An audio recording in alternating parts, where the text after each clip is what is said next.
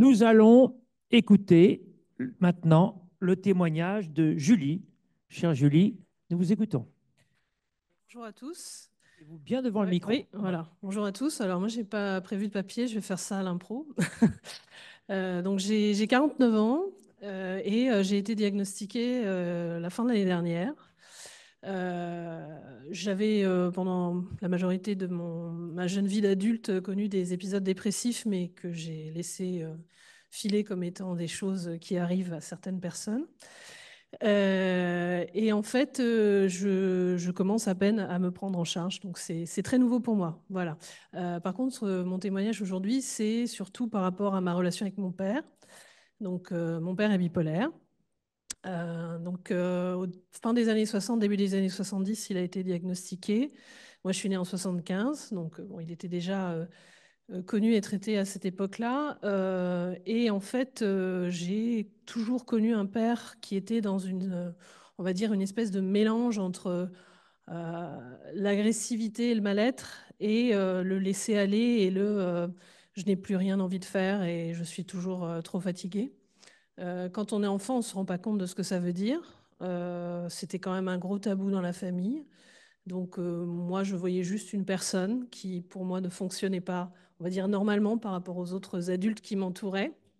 Ça crée énormément de tensions dans notre petite famille, parce que je suis fille unique. Et moi, je me souviens surtout des disputes assez violentes avec ma mère, d'être au milieu de tout ça et d'avoir surtout subi en fait cette violence verbale surtout, hein, parce que j'ai pas subi de violence physique, mais au quotidien.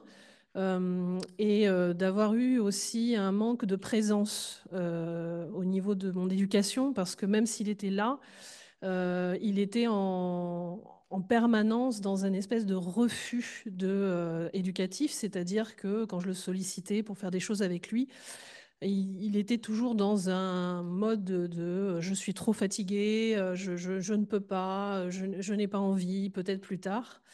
Et donc j'ai oscillé entre la violence et l'absence. Et puis j'ai grandi avec ça. J'ai grandi avec ce mode de vie un peu difficile à supporter quand on est enfant, mais en me disant que bah, ça allait s'arranger. Donc je suis partie de chez mes parents assez jeune. Et au départ, c'était un peu l'euphorie parce que bah, du coup, j'échappais en fait à cette situation qui était de grande tension permanente. Et c'est quelques années après que j'ai commencé à avoir moi-même des problèmes de dépression. Comme c'était un gros tabou dans la famille, je ne savais pas du tout quelle était la maladie de mon père, donc j'ai pas fait le lien. Et puis surtout, ma mère était en rejet de la psychiatrie, et donc elle m'a élevée dans l'idée que la psychiatrie c'est mal et qu'il faut surtout pas aller voir les psys parce qu'ils sont plus fous que vous.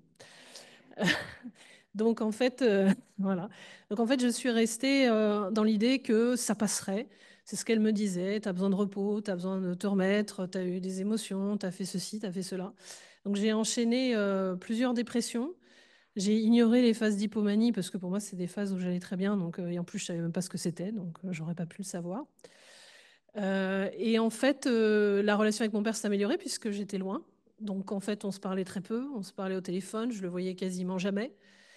Et ce n'est que très très longtemps après, en fait, il y a finalement pas si longtemps que j'ai compris quelle était sa maladie, que j'ai commencé à me renseigner, à essayer de comprendre pourquoi il était comme ça, et que finalement notre relation, au fur et à mesure jusqu'à aujourd'hui, s'est améliorée tout doucement, de fait de ma compréhension, le fait aussi de son âge qui avançait et malheureusement d'un Alzheimer qui s'est installé. Pour ma part, j'ai commencé un petit peu aussi à me prendre en charge dès que je me suis trouvée en couple de façon stable.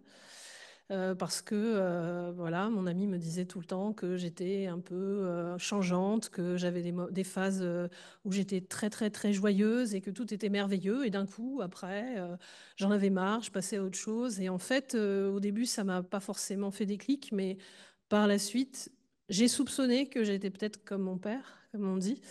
Mais j'ai un peu laissé traîner et c'est dernièrement, suite à une très forte dépression l'été 2023 avec des idées suicidaires, que j'ai finalement décidé de consulter une psychiatre, qui m'a mis sous antidépresseur et malheureusement ça a un peu viré au drame parce que j'ai fait un état mixte et voilà, c'est grâce à ça finalement qu'on a pu déterminer ma bipolarité. Voilà, donc c'est surtout ce que je vais retenir, c'est une enfance hachurée entre violence et absence qui m'a donné l'impression qu'en fait, ben, je n'avais pas de valeur, je n'étais pas intéressante aux yeux de mon père, que finalement j'étais un peu un hasard de l'histoire pour lui et qu'il ne m'avait pas vraiment désirée. Alors maintenant, bien sûr, j'ai compris que ce n'était pas le cas, mais je me suis construite là-dessus et il va falloir que j'apprenne à travailler sur cette partie de ma vie. Et maintenant que je suis accompagnée par Argos et par les médecins et les personnes qui m'entourent, je pense que je vais enfin pouvoir travailler, même si j'ai bientôt 50 ans, mais il n'est jamais trop tard. Et voilà, donc je voulais aussi aujourd'hui officiellement remercier Argos parce que c'est des gens qui m'ont énormément soutenue. Je les connais depuis pas très longtemps, mais ils m'ont beaucoup apporté.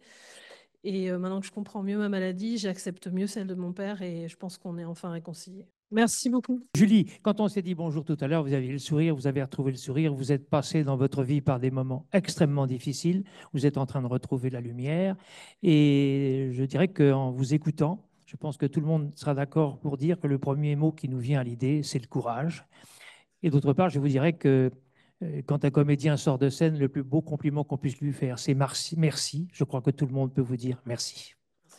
Merci.